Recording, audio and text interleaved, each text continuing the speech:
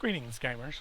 Kim here again, and not a lot's going on. I am continuing to work on Hearts and Souls 2nd Edition. I have not been really pushing real hard because I'm still waiting on several pieces of art, and until I get those pieces of art, I have decided that if I push too much and get finished, I will get more impatient for the art.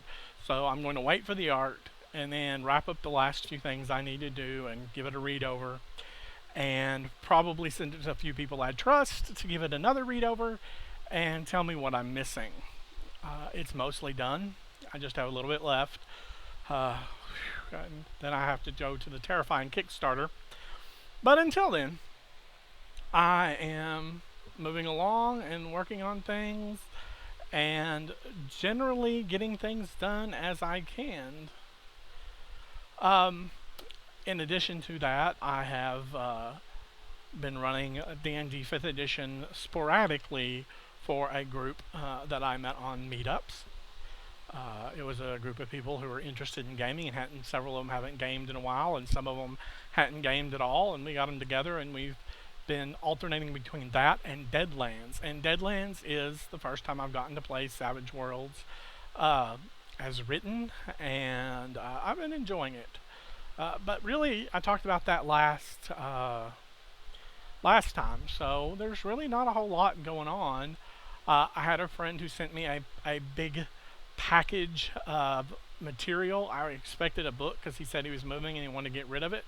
And he sent me pretty much, it looks like everything from the Tenra Bansho Zero Kickstarter. If not, he may have sent more than that, it kind of seems, because it was a big, huge package. In the meantime, I am mostly reading and trying to do research on future materials, including a new one. And yes, I know I throw out a lot of ideas, so please bear with me. I know it takes me some time to develop all these ideas that I have swirling around in my head, but if you'll just be patient, I will get there. And the new idea is Steampocalypse, under coal blackened skies. And I've been wanting to do a steampunk-esque game, but I wanted to put a little more punk in it and a little more interesting twists. And so what I did was decide what kind of fantastic elements I want to include, and then was thinking, what it really needs is to change the genre's focus a little bit. Go back to the individual fighting the good fight, the punk elements against the man. And in some ways, that works very well in a post apocalyptic setting because there are going to be powerful safe holds of individuals who are not nice, who are still hanging on to their power with their teeth. Now, I don't know how many generations after the Victoriana Triumphant or Victoriana Glorious or whatever the world had become this will take place in. But I have images of steam driven cars, of pistols that rely on actual clockwork to function, as well as maybe some more powerful tools that use steampunk elements, like a Gatling gun, steam powered on top of that steam powered car, and decided, well, post apocalyptic games need some mutations because I don't want to just do a mundane setting. Oh, right, you're struggling for survival in a radioactive wasteland and everybody's dying. That's so much fun. It can be for some people, but it's not for me. I want it to be a little more unnatural, a little more supernatural in some ways. And so that's what I'm doing, is I'm throwing in the crazy science of authors from around that time, which includes some crazy science from, of course, some classics, which I think will be interesting, as well as, Dr. Frankenstein will have been real,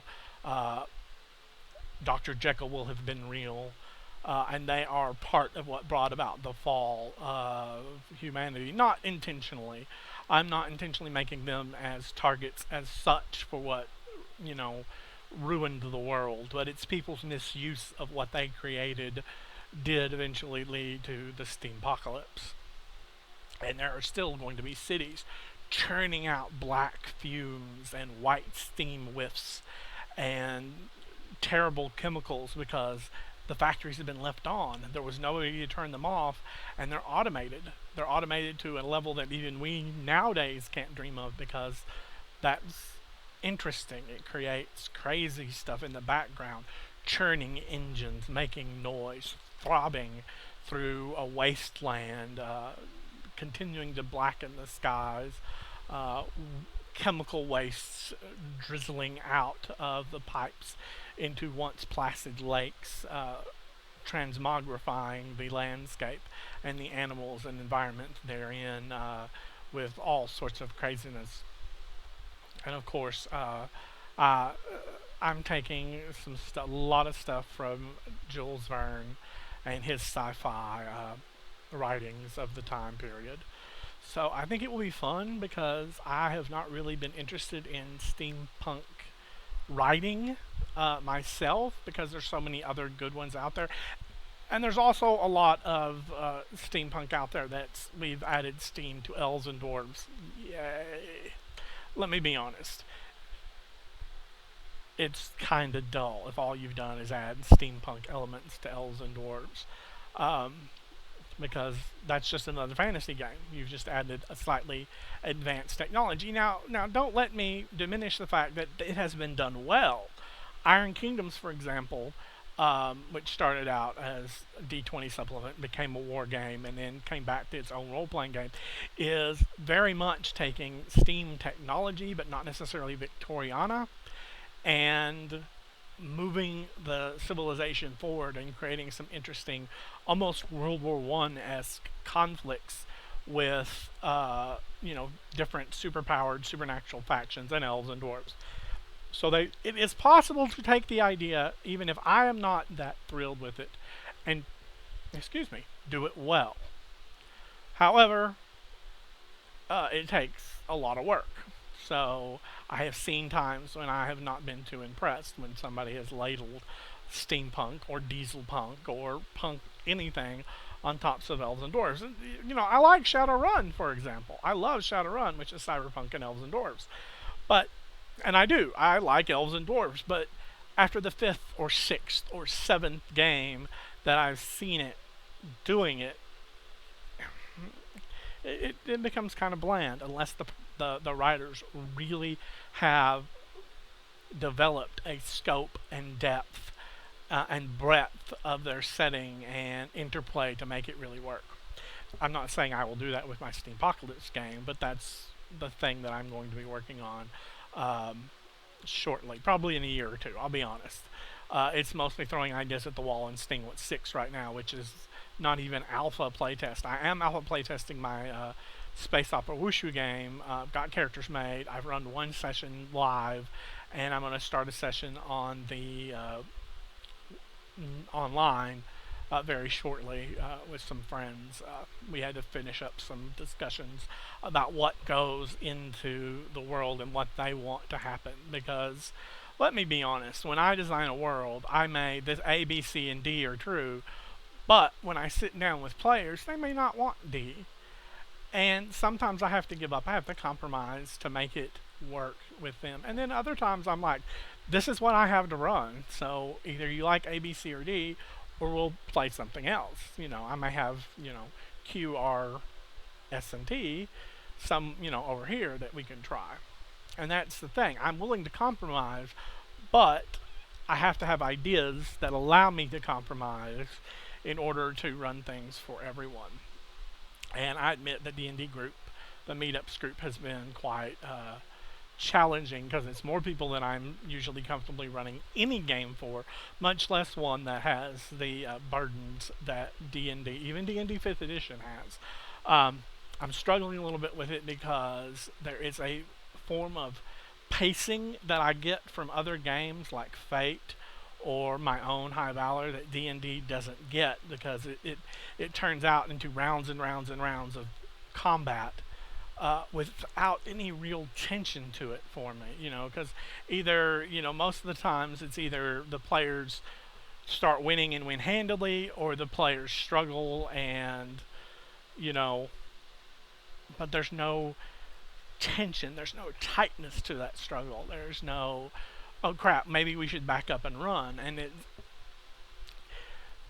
I think part of that is me in using stuff from the monster manual, because as long as uh, I've run D&D in, for 30 odd years, or almost 30 odd years, before I just moved on to other games, and then 5th edition brought me back.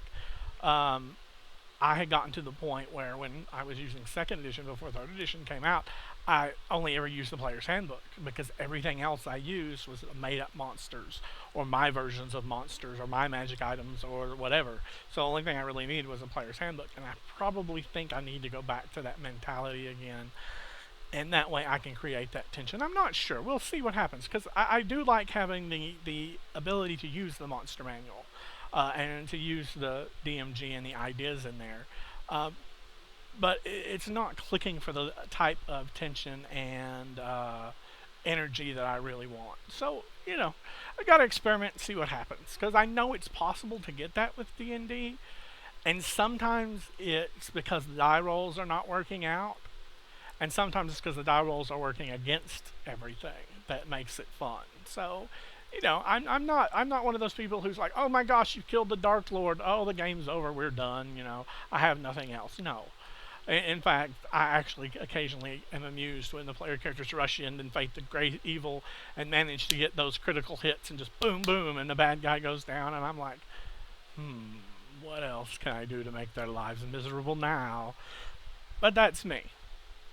I like the heroes to win. I do like it to take a little bit more time than sometimes it does in games. At the same time, that's the difference between games and novels, is sometimes things will not fit that perfect timing.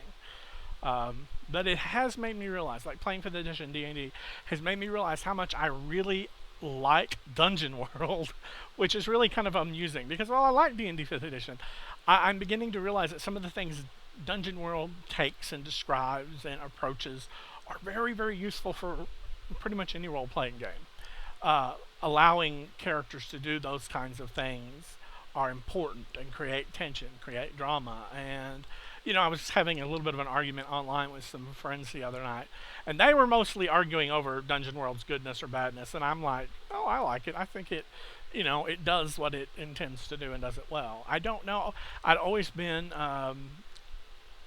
not timid, but, what's the word? um, trepidatious. That's the word. I like that word, trepidatious. I use it a lot. Uh, Approaching like Apocalypse World, because while I like post-apocalyptic gaming, there are things I've heard and things I've heard about its kind of play that it does that I don't really put in games unless they evolve naturally, which is, of course, the relationship, sex moves, that kind of stuff. I want that stuff to form naturally, because I have played games for years and years and years and seen what happens when I throw out an NPC that I want the players to interact with, and they're like, oh, no, we don't like that person. And I'm like, okay, well, I thought that'd be a romantic person for you, but nope, you don't like them. That's fine. And then I will throw out some generic, this is just somebody you're making a trade deal with, and he flirts a little bit, and they're like, "Ooh, I like him," and I'm like, ah. So yeah, but it's all fun. In the end, that's one of the things I like about role-playing games, is that no matter how players can frustrate you or confuse you with their choices, it's always interesting. Anyway, I think that's about it for this session. I've got to get back to people who are chattering at me online, and we'll see what happens next time.